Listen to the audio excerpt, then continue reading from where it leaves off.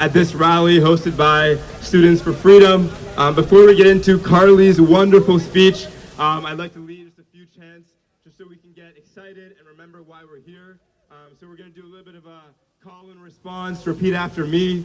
So this first one goes like this. I'm going to say a sentence and you're going to call it back to me. Donald Trump, you cannot meddle. Donald Trump, you cannot meddle. Harvard, we will never settle. Harvard, we will never settle. Donald Trump, you cannot meddle. Donald Trump, you cannot meddle. Harvard, we will never settle. Harvard, we will never settle. And with that, it's my pleasure to introduce my friend, Karl Molden, co-founder of Students for Freedom and an Austrian international student. Please give it up to Karl. Hello everyone. My name is Karl Molden and I am an international student from Austria. And now I'm also an organizer with Students for Freedom. Today we're all here to show that we stand united behind Harvard. Students, professors, and alumni. We show unity because we believe that President Garber made the right decision on the 14th of April to defy President Trump. Since April, the US under Trump has advanced many pages in the authoritarian playbook. And coming from Austria teaches you how authoritarians kill democracies from within. And I can see it happening here. The government has expanded ICE, building up its own paramilitary organization.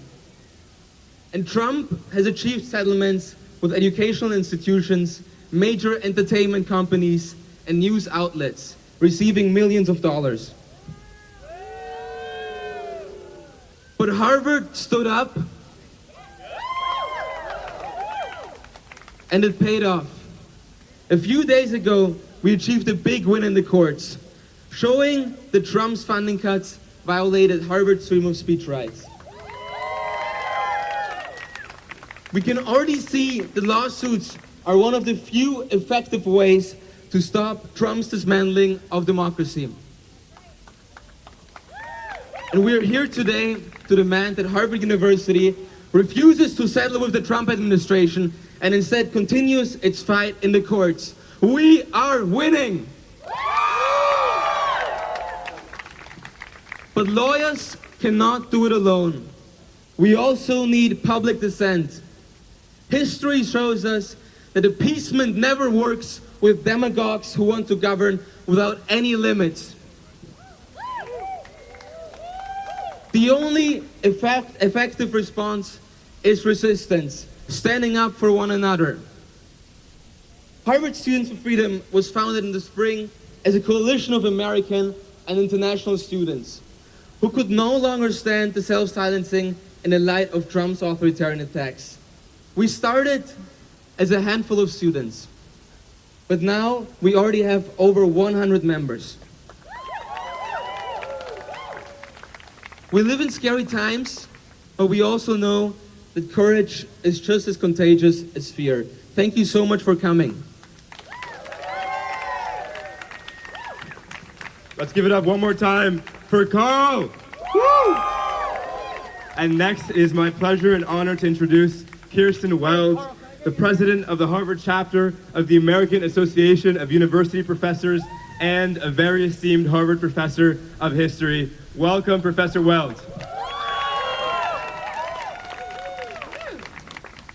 Hi, everybody. Welcome back to campus. What an exciting week it has been to be a part of this community. As you just heard, I'm a history professor here. I'm the president of the Harvard AAUP chapter. The AAUP, if you're not familiar with it, is a century-old organization dedicated to defending academic freedom and the rights of teachers at U.S. colleges and universities. And lately, it's helped lead the fight to defend higher education from the Trump administration's authoritarian attacks. On April 11th, We, the faculty of Harvard's AAUP chapter, joined soon after by the UAW, which is the union representing your graduate teachers and your non-tenure track faculty, sued the Trump administration to challenge its unprecedented misuse. I'm good? Okay, oh yeah, thank you. It's a short person, I just never want to fiddle with that thing because I figure it'll fall over. To challenge its unprecedented misuse of federal funding and civil rights enforcement authority to undermine our academic freedom and our free speech. And we did that for two reasons.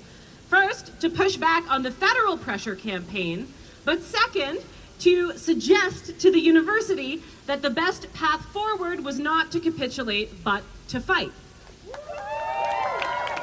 And on April 21st, Harvard sued as well. Fast forward to this past Wednesday when a district court judge granted both the university and the AAUP resounding victories in our respective lawsuits.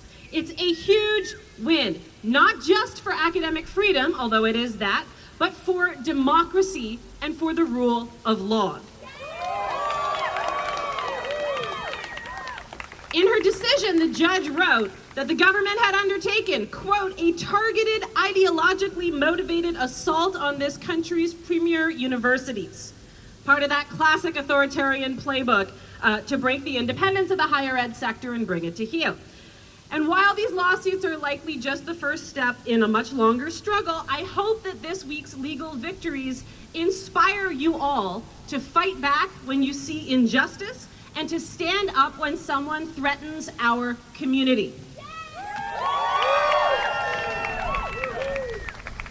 I say legal victories in the plural this week, and that piece is really important. I just want to spell that out for everybody so that we're all clear about it. Because the fact that the court issued identical rulings in both lawsuits, both the universities and the AAUPs, changes the story about whether or not the Harvard Corporation will end up striking a deal with the Trump administration. Because it means that if the government wants to vacate Judge Burroughs' ruling, it has to defeat that ruling on appeal before another set of judges. It cannot simply bully Harvard into dropping its litigation. Because if it does, even if the university abandons its own lawsuit, the entire judicial order blocking the government's illegal actions will remain in effect fully. And so this week, we, you, I, all of us together have won 2 layers of protection, not just one, for the basic workplace rights of teachers. And that means, by extension, the learning experience of students like you on this campus. The road ahead in this fight for the future of higher education is going to be long. New twists and turns, I'm sure, are going to present themselves in the coming months. But we have already shown the power of coming together as teachers, students, staff, and community members. So let's not stop now. Let's keep fighting together. Thank you very much. Hello everyone, and thank you so much for coming, despite the wind, the rain. My name is Thompson. And I'm Abdullah Shahid Sial. And we are the co-presidents of the Harvard Undergraduate Association. I am originally from a small town in western Colorado, far from here. And coming to Harvard has given me the opportunity to connect with so many people I never would have met, so many perspectives I never would have been exposed to. And the fact that that kind of thing is happening here is exactly why the Trump administration is attacking our campus. Because a world where open dialogue without fear of retribution is happening is not part of the vision that they have for the future. Over the past several months, we have seen unprecedented attacks on our university from the federal government. Some of those threats have been to withhold research funding across a variety of fields, including key medical research that saves countless lives. Other threats have threatened the very ability of our student body to come to our school this fall. Specifically, the international students such as my friend Sial.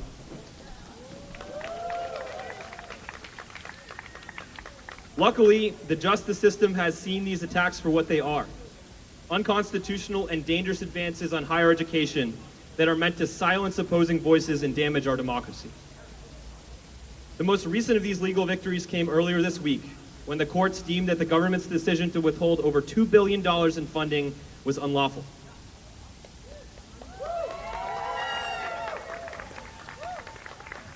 But if we've learned anything this year, it is that these attacks won't stop, even with resounding victories in court. That is why at this moment, at the start of the new school year, Harvard must be prepared to redouble its resolve to stand up against authoritarianism and stand strong as a beacon of independent thought and academic freedom.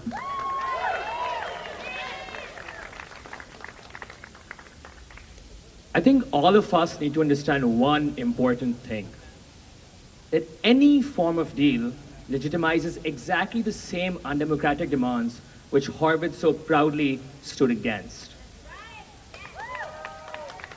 Especially when we are winning in courts, we can't have an institution kiss the ring. Not now, and absolutely not in the future. There are some red lines which we absolutely cannot compromise upon, no matter what happens. Number one, protecting students from ideological deportation or retribution based on peaceful and constitutionally protected speech. Just because the White House disagree with our peers' values, it grants them absolutely no right to kick them out of the country. Democratic countries don't operate in this manner, and Harvard especially doesn't have to. Number two, not installing a federal agent with power over university affairs. President Trump should not get to decide what is taught in our classes. He should not get to decide who our professors are, and he definitely cannot decide who gets to be a part of this university.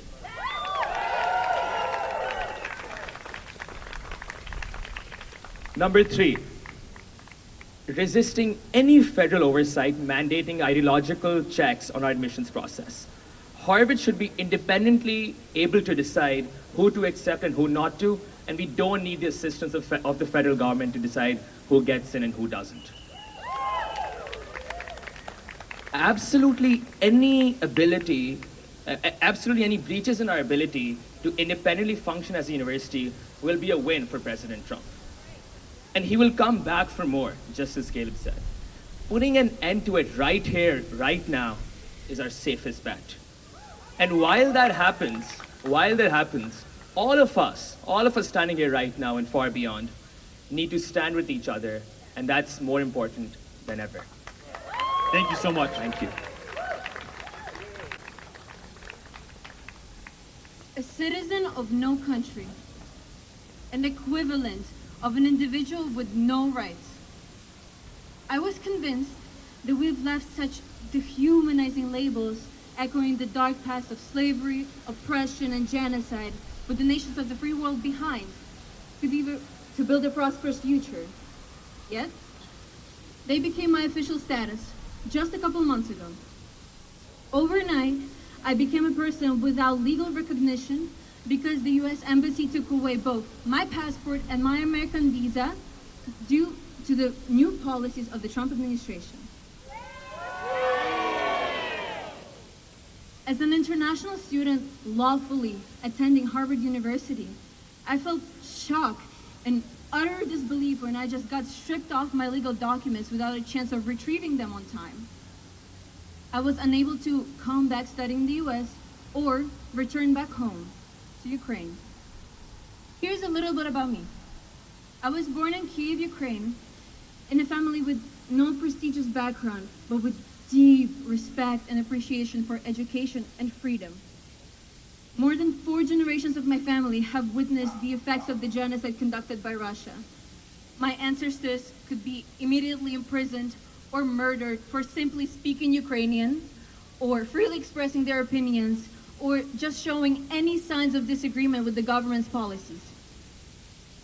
Fortunately, it did not break us, but only strengthened the moral spirit and persistence of the Ukrainian nation. However, throughout my whole life, I was raised with the idea that under no circumstance will I allow somebody to take away my personal freedom, nor would I obey any kind of authoritarianism ever again.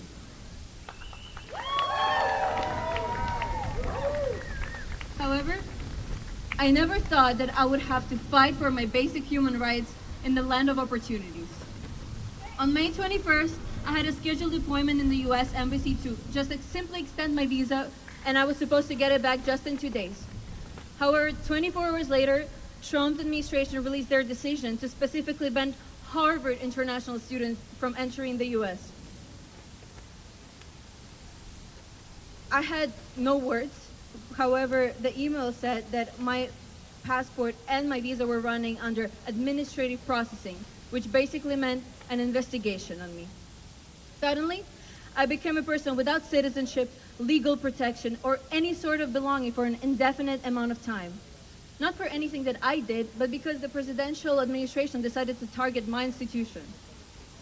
While trying to prove its authority, the Trump administration actions simply make students feel criminalized for seeking an education. Speaking on behalf of all international students here at Harvard, I'm convinced that all of us came here to create rather than destroy. But when Harvard and its students were protesting the Trump administration's decisions, they just called this behavior as instilling grievance and racism into our wonderful young Americans. Being stranded in a foreign country, caught in the middle of the suing process that I couldn't control, or being tagged as illegal, made me feel basic oppression of my democratic rights and freedom, the values that I was taught to cherish since I was a little girl. After Russia's full-scale invasion of Ukraine, I swore to myself that I would use all of my knowledge to help protect Ukraine and the basic concept of freedom on the global scale. When I was applying to the US, I was aiming to learn from American systems how to protect basic democratic rights in the long term. However, when Harvard was warning us about ICE agents here on campus, or my peers were scared to show their faces on the street to join the protest, I felt as I was living in a dystopian novel where controlled by fear and misinformation simply replaced reason and justice. And all we could do at that moment was just place our trust in the hands of Harvard and its lawyers. I want to have a minute to thank to the hard and tireless work of the Harvard administration, because due to their work, I was able to get my passport and my documents back in just a few weeks after the incident. I want to emphasize how big of the support Harvard was to me, and I hope that we can keep fighting this together regardless of any pressure or challenging factors. I believe that blind obedience without thorough understanding of a request or its consequences simply leads our society to losing all the democratic progress we've already made. Therefore, while we count on our university, we will not be silenced. We're standing here today to support Harvard, but also urge it to never settle with the Trump administration. We're here to fight for the veritas we stand by, and together we can protect more than just our legal rights. Thank you. Thank you all so much for being here, and especially thank you to the student speakers and professor speakers and students and speakers from the community who are taking a brave stance today. So my name is Tova, and I'm a proud Jewish student on this campus. So growing up in Chicago, I went to a massive public high school, and I was often the only Jewish kid in my class, and honestly, often the first Jewish person someone had ever met in their lives. So I know what it's like to feel alone, and I've had my fair share of anti-Semitic experiences and attitudes. Coming to Harvard, one of the best parts of this community has been connecting with the incredible Jewish community. I love being a student here. I love connecting with the people here, and I found a community that is so warm and so welcoming, and I've just so enjoyed being a part of it, joining Jewish a cappella groups, going to Shabbat dinner, throwing gourmet, multi-course Passover dinners every year with my friends.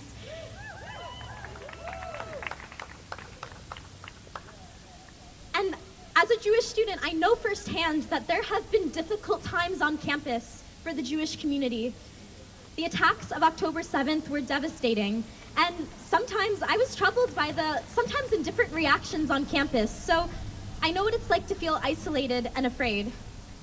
But now, the Trump administration is claiming that they are combating anti-Semitism by waging a war on my university. And what I want you all to understand loudly and clearly is what we all already know. This is a ruse. All that the Trump administration is doing is using the Jewish community on campus as an excuse to pursue his political aims that have nothing to do with us. And in the process, he is traumatizing our campus, including the very Jewish students he's claiming to protect. The Trump administration is somehow pretending that us Jewish students are separate from the campus that he's attacking. Like we're not affected when he cuts our funding, censors what students can say, or threatens international students. And so, to state the obvious, Harvard Jewish students like myself are part of the Harvard community. We conduct research. We attend Harvard's classes and learn from Harvard's professors. And, there are plenty of Jewish Harvard international students, and they are under threat from the Trump administration just as much as any other. When President Trump demonizes international students and revokes their visas, that includes Jewish and Israeli international students. And now I emphasize the negative effects of Trump's policies on Jewish students because I find it particularly ironic that he's doing it in our names. But to be clear, these policies have far-reaching impacts beyond the Jewish community on campus. As you've heard today, our international classmates are living in fear, research is being cut. And I've heard from my friends and my peers, will there be arrested when they land at Boston Logan Airport? Will there be a knock on their door detaining them for speaking out in favor of their views? These are not abstract questions. These are conversations I've had with my friends over the last semester, and that is not okay. Jewish students on campus are speaking out. Last year, over 115 Jewish students on Harvard's campus signed an open letter criticizing the Trump administration for their approach. These were public signatures, full names in a time of fear. This is a huge percentage of the Jewish community saying we do not buy what is being done in our names. At the last Students for Freedom rally, Jacob Miller, a former elected president of Harvard Hillel, stood where I'm standing now and gave a much more eloquent speech saying what I'm saying. Jewish students and Jewish people across the country are speaking out. And it's clear why. Jews don't thrive under authoritarianism. We thrive in environments where the rights of minorities are protected, where tolerance is encouraged, where people are free to speak freely. Democracy, not deportation, protects Jewish students. And you didn't just hear it from me.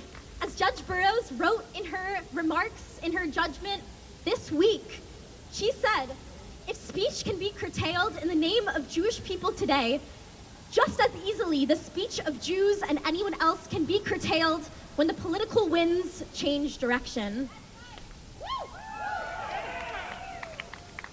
It's a little funny to me how much that quote actually echoes a famous Jewish quote from Pirkei Avot, which is a text written by our sages over 1,800 years ago, which says, be careful about the government, as they approach a man only when they need him.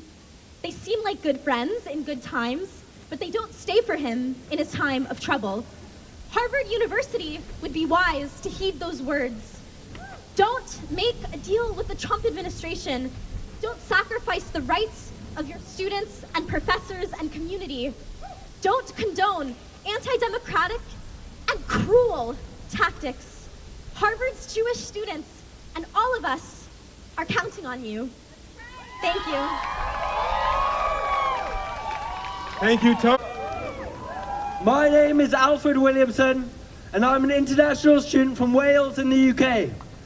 I chose to come to Harvard because it offers something I can't find anywhere else in the world: the liberal arts education, the people, and the opportunities.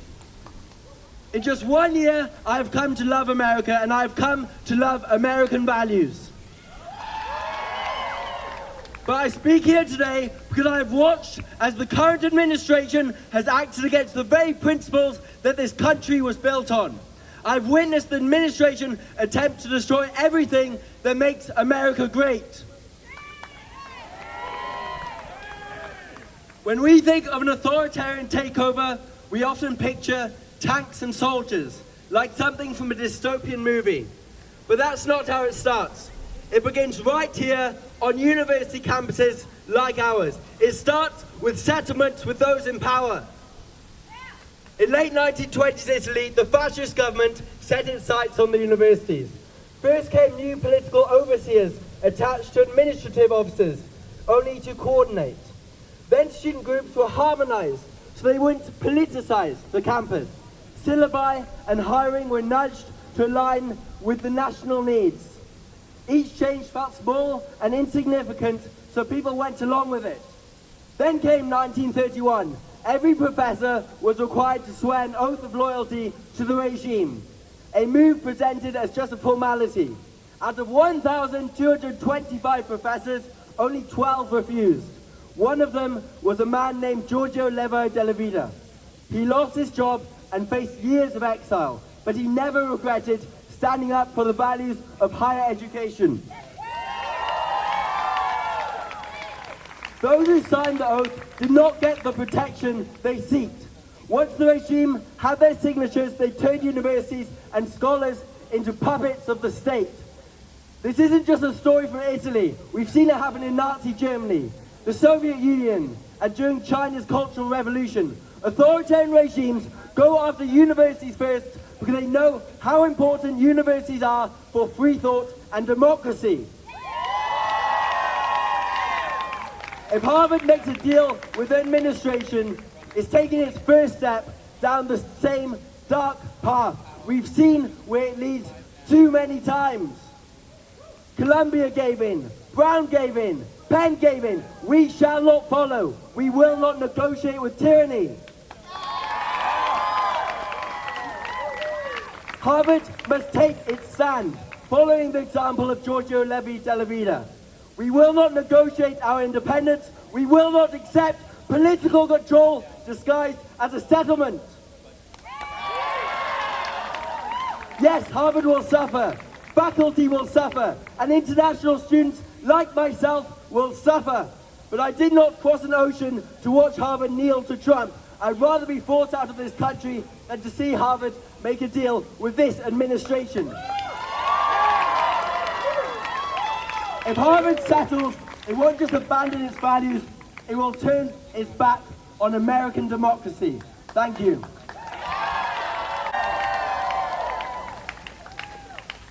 Hi everyone. I have a long speech, so I'll try to talk fast before it starts raining, and apologies for my iPad. But I'm Eli, originally from Minnesota. I'm a senior at the college.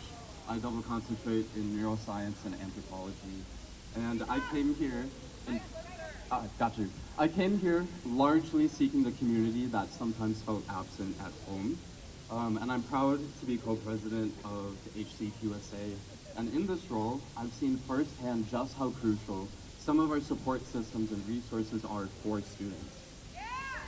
Chief among them was the Office of BGLTQ Student Life, or the COFIS. Now the COFIS was more than an administrative unit or a meeting space. It offered mentorship, advising, and safe space programming for all students on campus. And it meant having staff who understood our needs, who connected us to resources, and who organized events like Lavender graduation. So for myself and many of my peers, the COFIS was the first space to welcome us to campus. But that sense of support did not last. And as national politics grew more hostile to higher education, I began to worry about whether or not Harvard would stand by us. So on May 2nd of this year, I met with the directors of the now dissolved BGLTQ office and Harvard Foundation for Intercultural and Race Relations in separate meetings to raise concerns about how these pressures were beginning to affect our community. And while that meeting was largely unfruitful, I did receive reassurance that all three offices would continue to remain active channels for student voice. But 2 months later, on July 9th, the websites of all three offices were suddenly purged without notice by our administration. By July 14th, our coalition had published an op-ed in the Crimson voicing dissent, and we began to organize further. On July 21st, I sent a letter on behalf of 9 student affinity organizations to all three directors, with President Garber and Chief Administrator Suzanne Glassman CC'd, asking what decisions regarding the offices were in consideration and requesting that student input be heard. 2 days later, on July 23rd, the administration announced the office's dissolution, of course, without ever replying. So that same day, I requested a meeting with Dean Morrow, who was announced as the new director of the Office of Community and Culture. And on July 31st, I was finally invited to meet with Dean Morrow and one of the directors, although the group-wide questions present in our original email remained unanswered. At this August 5th meeting, I asked directly what resources remained and how the new office would function. Again, very few answers were given, and I walked away largely disappointed. So on August 27th, I followed up again via email with 13 very specific questions about how QSA and other affinity groups would be allowed to operate this year. I received no response, so of course I followed up 2 days ago and sent a reminder and another request for an in-person meeting. But students have little doubt that these recent decisions are made under the demands of the Trump administration, and although they are now being justified by the recommendations of internal working groups that either had limited student engagement or excluded students entirely, we are not naive. We see through our administration's lack of communication and transparency, which mirrors the strategy of blindsided attacks employed by our federal government. And we are disappointed that Harvard, which claims to champion diversity and independence, has chosen to replicate the very tactics used against higher education nationwide. Shame.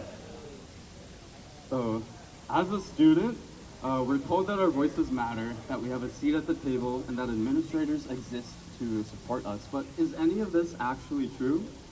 Does support look like ignoring a letter signed by the presidents and vice presidents of affinity organizations that collectively represent hundreds of our students? Does it look like brushing aside meeting requests, delivering polished statements that actually say nothing? Does support materialize in the utterly clear disregard for the students who have concerns that these offices exist to support? Meanwhile, our community has borne the consequences of federally driven attacks on higher education. Students have been doxxed. We've lost research opportunities, jobs, general semester income sources that many students depend on. International peers face uncertainty about finishing their degrees. Classes deemed controversial by the government have mysteriously been canceled. The autonomy and free speech of our professors, like those who put up a Black Lives Matter message that has existed uncontroversially for 5 years, since 2020, is being curtailed.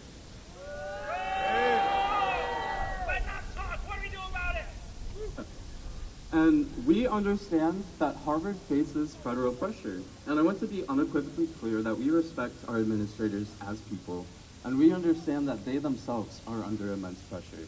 But respect does not excuse the silence that we have received. Because for months, our only ask has been simple: a direct line of communication, clear answers to basic questions, and actions, not words, that show our voices matter. So, although I speak today as a representative of the Queer Students Association to share the work that we've been doing, let it be known that many of us have been working on our own to secure information and inclusion for all of us, but we cannot continue to do so in our limited capacity. Because we're not just fighting against the loss of offices, programs, resources, or classes. We're fighting for the preservation of the campus we were all promised when we came here. A campus where every student, no matter their background or identity, retains the resources to thrive that were present during our first years. And we're all fighting against the sterilization of diversity. and the rebranding of offices that claim to now be able to better support us, but have yet to actually do so. Overall, we're fighting for a Harvard where student voice is more than a slogan, and diversity looks more than stock photos on their Instagram. So, to the Harvard administration, we respectfully ask for more than polished statements and newsletters. We are simply and concretely asking for transparency, an open line of communication, and the courage to prioritize students over politics. And we beg them now that they refuse to strike deals with the Trump administration that go against our values. So show us that protecting institutional independence and the rights of students matters more than appeasing federal pressure. So to the friends and peers gathered here today, I ask you to act, to send your own emails, to ask your own questions. We have a box here where you can submit feedback to President Garber that he may or may not read, but overall, I hope that as a community, we continue to stand strong together and fight for what we believe in. And all of you for staying in my reign. I'm a recently proud alum and a leader in Crimson Courage, a grassroots new organization formed to stand up for academic freedom and stand with Harvard as it fights. We are supporting our alma mater, standing for a free democratic society. We have galvanized alums across the country who stand with Harvard, and frankly, we expect and urge Harvard to stand firm. And we support students who are our important allies as we all stand up for this administration's overreach and assault, not only on institutions of higher learning, but on inquiry, on research itself, on science, on independent thinking. We celebrate Harvard's stance and the court ruling. Just so you know, on Tuesday night, Crimson Courage and Democracy House is hosting a webinar with some legal experts about the implications of that ruling. Go to crimsoncourage.com to sign up. We are very clear that the attacks and actions are fundamentally undemocratic, unconstitutional, and ironically enough, un-American. The actions constitute a targeted, politically motivated assault on universities and an infringement of constitutional rights. While the ruling is really great, as we've heard, the battle is just beginning. We know it's not over. We must continue advocating for academic autonomy and constitutional rights, not just for Harvard, but for all universities, in the face of potential appeal. So the federal administration, they're not an administration, they're running a protection racket led by a mob boss who leads through intimidation, extortion, and fear. If negotiations happen, Harvard must not sacrifice the very academic freedoms the lawsuit was intended to protect. We have a sign-on letter and we're still accepting signatures. I won't read it in full, but I will say that we cover and say there are red lines that must not be crossed. We call on Harvard to uphold Harvard's independence, reject political interference, protect students, faculty, researchers, and staff, especially international. Ensure that admissions, hiring, employment, and disciplinary measures do not tie to government political views. And refuse punitive actions or extortionary fines based on fraudulent claims. And frankly, Harvard has great financial resources. Now is the time to use them to restore any funding that we may lose. The university must hold the line for institutions around the country, for the foundational role of higher education plays in our democracy, and for, as we've heard, the many, many lives benefited by research. We are proud to be working to organize alumni resistance across the country. Harvard cannot and must not stand alone. We stand with other institutions and hope to be a catalyst for action and to help build a wider movement in support of our principles. We ask all of you here, if you're affiliated with other institutions, make sure they're doing the same thing. Reach out to us for help. Support this movement. Before I end, can we give it up for the Students for Freedom? And for reclaiming the American flag, there's nothing more patriotic than standing up for academic freedom. So are you with us? Are you with the students? And for academic freedom in the Constitution, thank you. you all. CrimsonCourage.com. Okay, thank you, Councilor. That shocks me. Harvard can't usually hear women. Thank you all so much for joining me on this lovely Cambridge weather. My name is Olivia, and I'm a senior studying government. So as a scholar, I can tell you, yikes. I'm from North Dakota, and there are many, many things I love about my home state. I think it's a beautiful place. I think it has strong communities. However, it's also a state with a lot of prejudice. I did not grow up with diverse classrooms.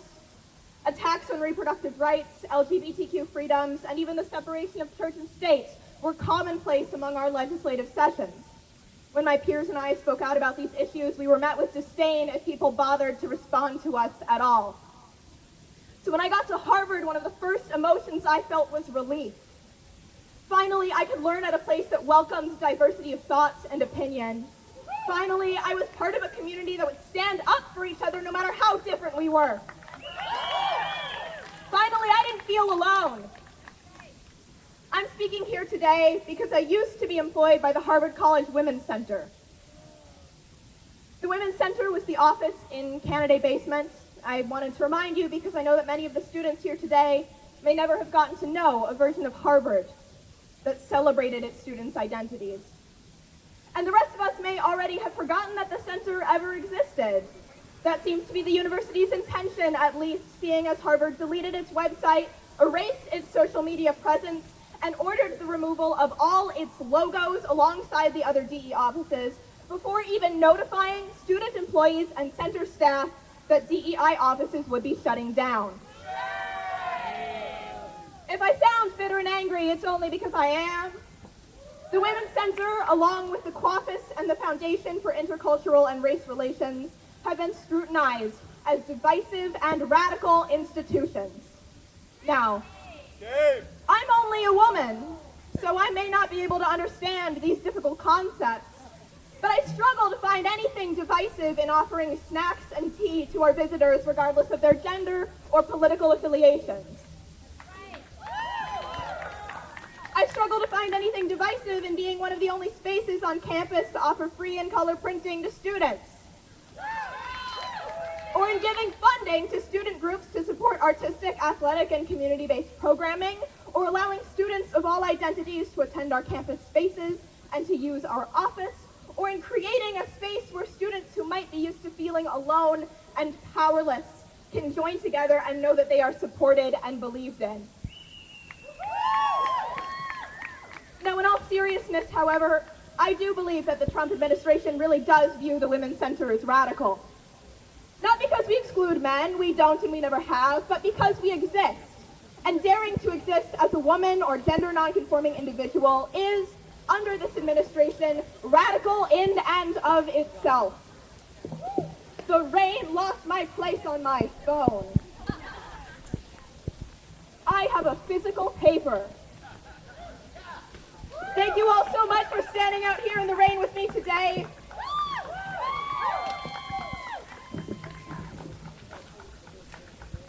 The proof of the fact that our existence is considered radical can be found in cuts to women's health care and research on women's issues, attacks on birth control and bodily autonomy, and rhetoric around eugenics and trad wives.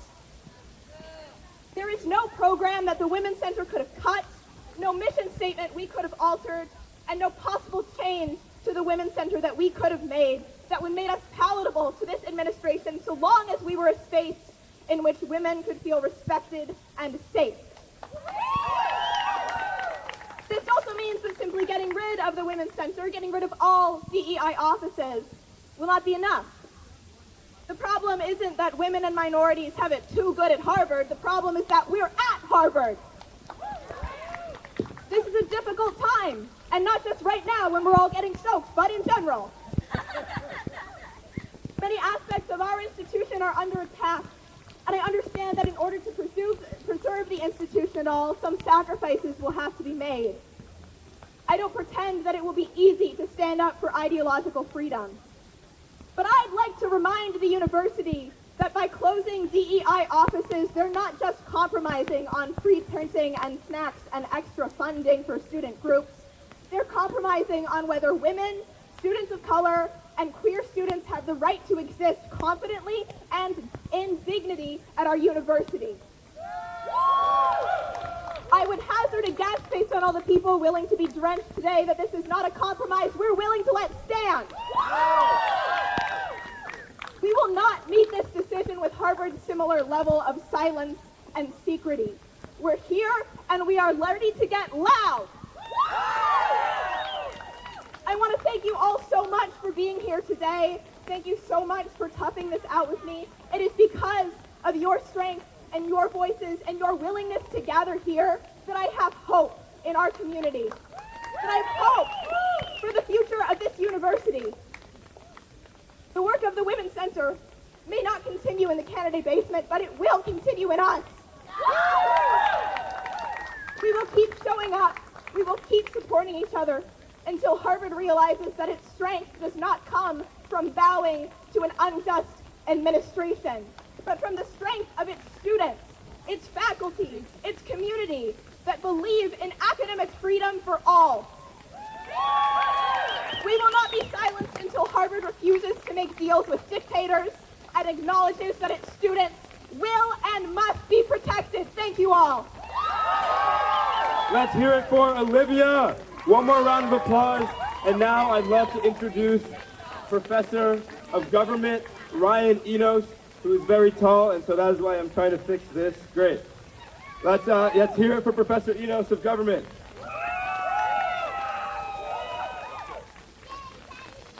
Thank you all for being here and being out here in the rain. I'm here to congratulate you for taking a stand and telling you to keep it up, regardless of the weather or what's going on. Let me tell you, as a professor, the thing I want to do more than anything else is to be able to say that I'm proud of my students. And I am so proud of all of you. I am proud of you for standing up for democracy. As a professor, you want your students to learn the lessons of history. And you've learned that when an authoritarian attacks, you don't put your head down and cower. That is how you lose your freedom. That is how we all lose our freedom.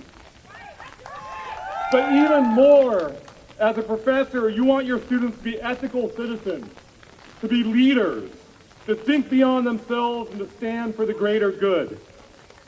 You know, I heard yesterday that the word defense is now woke and for losers.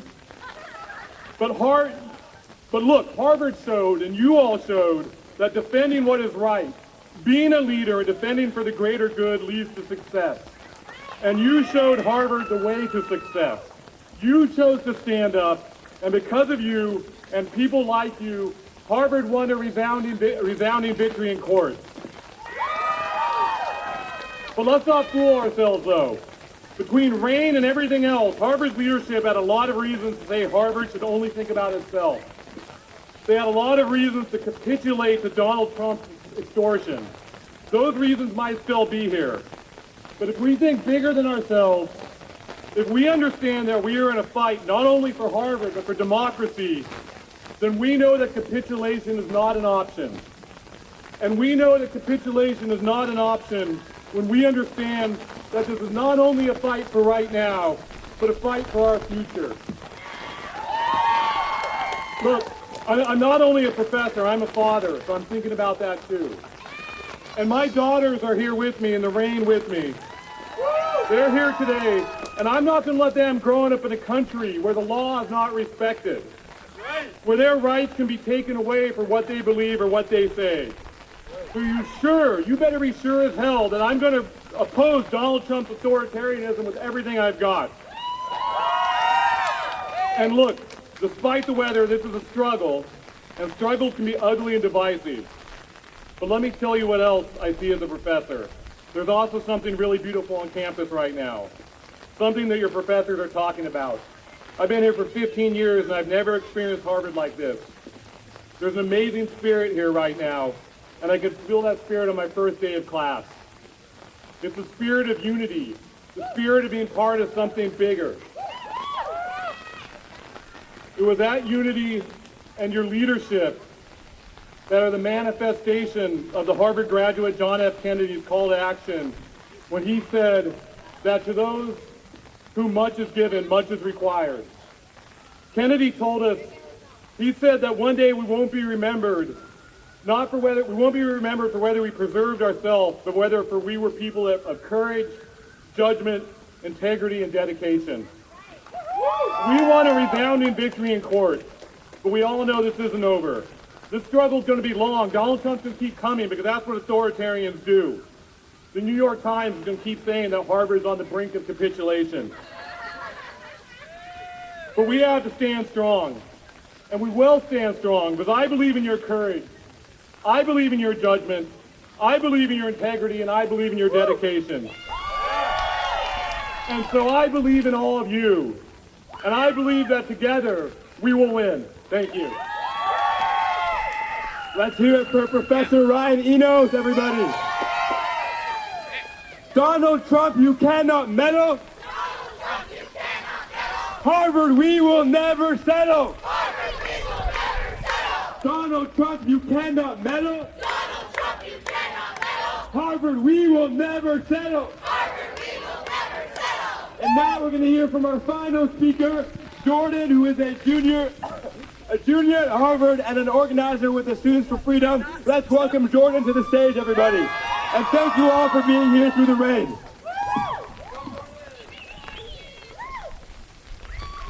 Thank you all. How are we all doing out here? Yeah! This is important because democracy does not stop with a downpour. Hello, everybody. I'm Jordan. I'm one of the leaders here with Students for Freedom, and I am so excited to see you all here today. I am appalled by the Trump administration's attack on higher education, terrified for where this country is headed, but hopeful that we can still turn it around. A bit about me, I grew up in a small town in Northeast Ohio, in the heart of the Rust Belt, with a poverty rate twice the national average. My peers never imagined of going to Harvard, and many of them never even thought they could go to college at all. So when I got in here, they stood by me. They were proud of me, and I could not be prouder to be one of them. The reason I say this is because it has given me a perspective, even still in my third year here, to be aware of the amazing university that we call home. A place where day after day, we are exposed to some of the most powerful people in the world, and through the networks and connections and skills we develop, we have the ability to one day become those people ourselves. However, this is a tremendous benefit to each and every one of us. A cost far higher than what we pay in tuition dollars, terrible weather, and a mediocre social scene. However, this cost is paid in our obligation to speak out and to stand up for something bigger than ourselves. Because the true heart of a Harvard education is not how much money you make after graduation, or the size of our endowment, or the power we wield, but our dedication to changing the world for the better. Leadership and integrity. Because Veritas requires backbone. Repeat that with me. Veritas requires backbone. We are at a unique time in American history, a time where my speech is completely wet.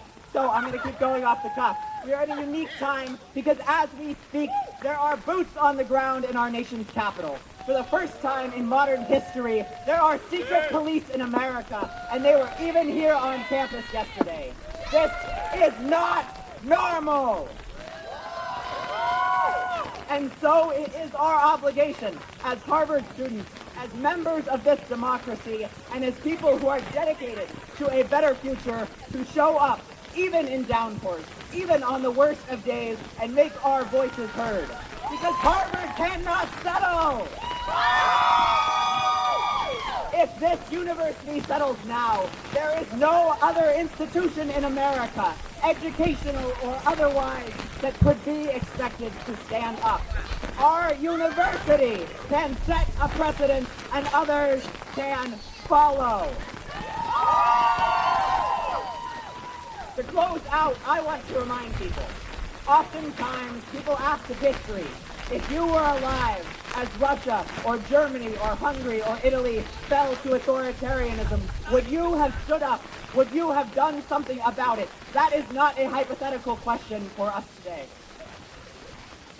And so I tell you this, I want us to be able to answer that question. In 50, 60 years, I want us to be able to look our grandchildren in the eye and say that we did stand up, that we did hold the line, and we did our Harvard education proud with leadership and integrity. Because Veritas requires backbone.